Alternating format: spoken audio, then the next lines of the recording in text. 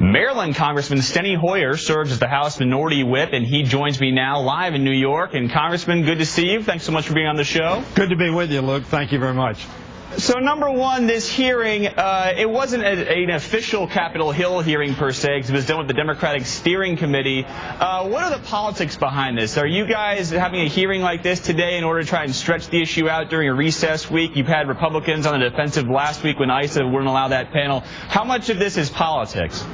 Well, I think that everything we do, in some sense, is politics, and in the best sense of educating people, of informing them, of giving them the different viewpoints that are being represented on Capitol Hill. And I think here we have a perfect example of the Republican chairman of the committee wanting to shut out a particular perspective that Sandra represents, and in fact that I believe the overwhelming majority of Americans support.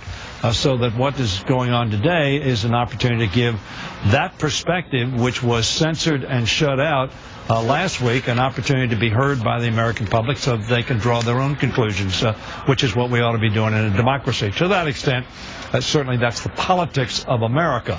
It is certainly not partisan in the sense that this issue, I think, enjoys overwhelming support among Republicans, Independents, and Democrats in terms of making sure that a woman has the option and to ensure her own health, and she has the ability to get coverage for a needed health issue. How much does talking about contraception and social issues, do you believe, help you in trying to win those 25 seats you guys need to reclaim the majority? Is this a good topic for you guys in an election which is ultimately thought to be about the economy? Do you think contraception could play a huge role here in these wedge issues come back?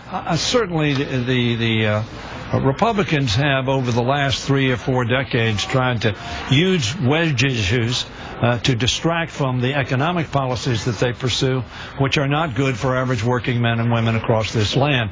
And I think that Democrats need to be focused, and we are focused, on jobs, on the creation of jobs. But today Congressman, today there is a hearing about contraception on a recess week. Yes, that's correct. And I'm up in New York right now talking about jobs. And literally hundreds of Democratic members are around this country talking about jobs.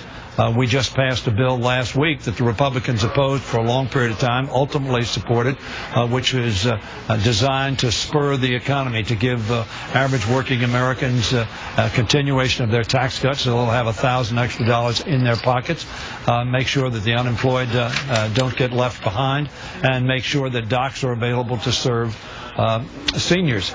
So that has been a great focus over the last 3 months. Now, this issue came up. It's an issue that's an important issue for women's health and ought to be addressed, and that's what's being done today. Obviously, there are going to be issues that come up, but the continuing, ongoing focus of our party and of our country and of our president is how we grow the economy, create jobs, make sure the American dream is available for our people, and that we expand, not contract the middle class. So, yes, another issue, we're going to deal with issues. Another issue that's very prevalent for you is the issue of gay marriage. Obviously, it's moving forward. It's in some capacity in the state of Maryland. I want you to react to what Chris Christie said about that and President Obama today. Let's have the President of the United States show some courage, come on this program, look into the camera like I'm looking into the camera, and state his position. He won't, because he wants to have it both ways. What's your response to Governor Christie, and what do you see as the pathway forward for gay marriage in Maryland? I think the President's response would be Maryland has chosen to move forward on this path, and that's a proper path for them to pursue if that's what the legislature wants to do.